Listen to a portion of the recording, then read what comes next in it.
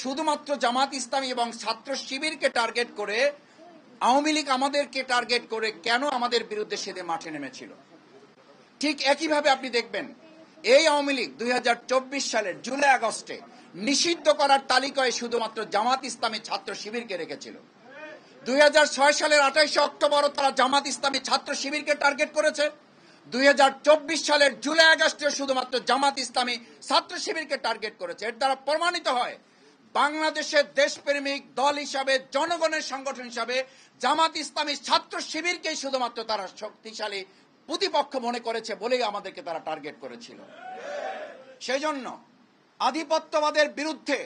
মাথা উঁচু করে দাঁড়িয়ে থাকা এই সংগঠন জামাত ইসলামী এবং ছাত্র শিবিরকে যদি শেষ করে দেওয়া যায়, তাহলে আধিপত্যবাদ এবং ফ্যাসিবাদরা মনে করে তারা তাদের মতো এই বাংলাদেশকে আবার ফ্যাসিবাদ এবং আধিপত্যবাদের দিকে নিয়ে যেতে পারবে। আমরা দ্ব্যর্থহীন কণ্ঠে ঘোষণা করতে চাই, সেদিন 12 ঘন্টা লড়াইয়ে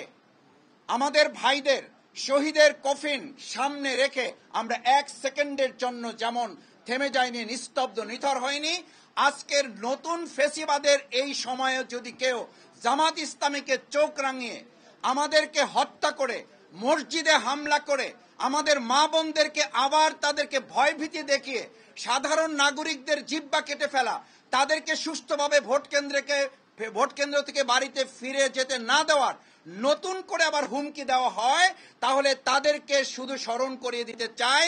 আমরা কিন্তু 2024-এর জুলাই আগস্টের শুধু কর্মী নই, আমরা 2006 সালের 28 অক্টোবরের সেই সংগঠন যারা একা গোটা আওয়ামী লীগের বিরুদ্ধে লড়াই করে সেদিন তাদেরকে পরাজিত করে বাংলাদেশ বিনির্মাণ করেছিলাম।